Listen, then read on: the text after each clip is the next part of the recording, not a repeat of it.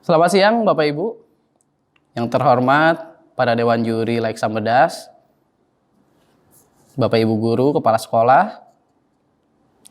Perkenalkan, nama saya Anton Hendrawan, saya dari SD Talenta, Kecamatan Marga Asih. Pertama-tama, marilah kita panjatkan puji dan syukur, karena atas berkat dan rahmat-Nya, kita bisa berada di tempat ini dalam keadaan yang sehat. Pada kesempatan ini, saya ingin menyampaikan beberapa hal terkait dengan kesuksesan. Lebih tepatnya, sudut pandang tentang kesuksesan. Sudut pandang ini berbeda dari sudut pandang yang biasanya. Jadi, yang biasa kita lihat dari kiri, kita akan lihat dari kanan. Mungkin ini seperti kaleidoskop. Jadi, kita bisa melihat dari berbagai sudut pandang. Hal yang pertama yang ingin saya sampaikan adalah mengenai kerja atau keseimbangan hidup. Penelitian tahun 2008 mengungkapkan 52% mengatakan bahwa mereka tidak bisa tidur karena stres. 40% mengatakan bahwa stres membuat mereka ingin menangis. Bagaimana di tahun ini? Pada tahun 1980 dan 1997 saja, itu mengungkapkan bahwa komunikasi di dalam keluarga sudah turun 2 kali lipat. Itu artinya komunikasi di keluarga banyak yang mengabaikan orang-orang terdekatnya, keluarga mereka, anak-anak mereka. Bagaimana di tahun ini? Dengan gadget di saku kita, dengan gadget di samping bantal kita. Dunia akan selalu berkata, cari lebih, dan lebih lagi. Atau mungkin bukan dunia yang berkata seperti itu, tetapi pikiran kita. Budaya kita saat ini menekankan tingginya harapan akan terwujudnya impian. Bahkan jika impian tersebut muncul atau tercapai, ternyata orang-orang masih saja stres. Survei pada 2.300 orang dengan penghasilan sekitar 750 jutaan atau 50.000 dolar itu mengungkapkan hasil bahwa mereka memang memiliki cita-cita yang tinggi, tetapi mereka penuh tekanan, tidak terhubung dengan sekitarnya, dan mereka merasa cemas. Bahkan dalam pendidikan, nilai akademik siswa tertinggi itu tidak berhubungan sama sekali dengan yang namanya kesuksesan. Khususnya dalam hal merubah sistem yang ada. Berbeda justru dengan nilai siswa yang tidak terlalu tinggi. Mereka lebih berani merubah sistem yang ada.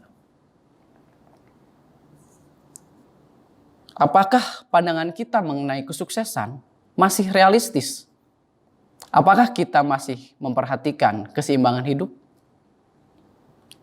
Namun, bagi orang-orang yang mau melepaskan keseimbangan hidupnya, mereka lebih berkemungkinan untuk menjadi ahli dan menjadi besar.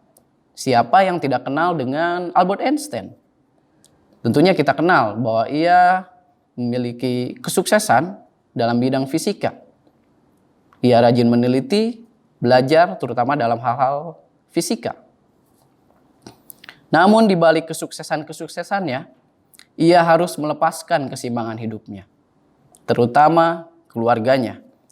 Ia memiliki aturan, tidak boleh ada siapapun yang mengganggunya ketika di kamar, karena ia sedang bekerja, karena ia sedang meneliti. Bahkan ia punya aturan, jika ia menyuruh istrinya segera keluar dari kamar, istrinya harus segera keluar dari kamar tanpa bertanya. Karena ia sibuk bekerja.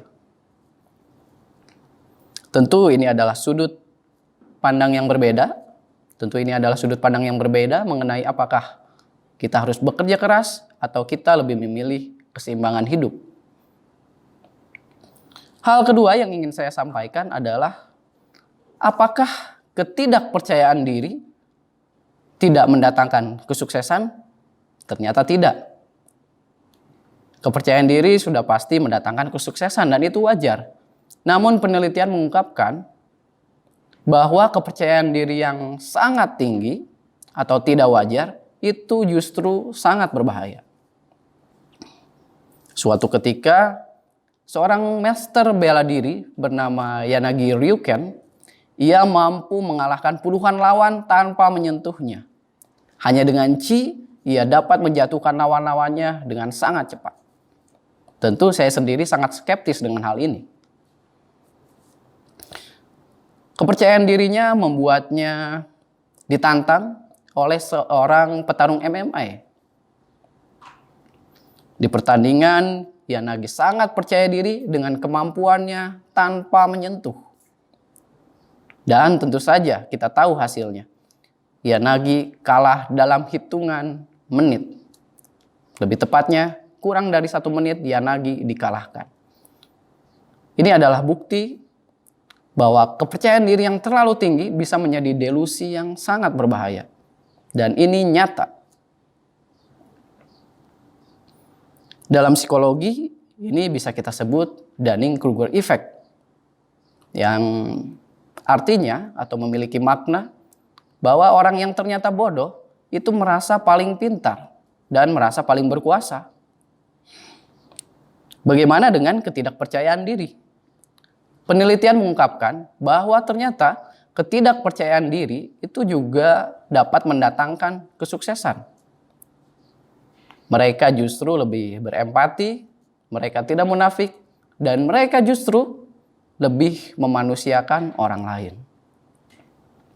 Dalam pidato ini saya hanya ingin menyampaikan bahwa sudut pandang kita mengenai sesuatu itu sangatlah penting.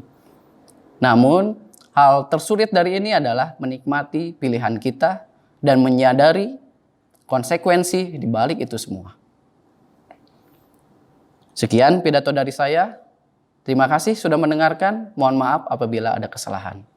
Selamat siang.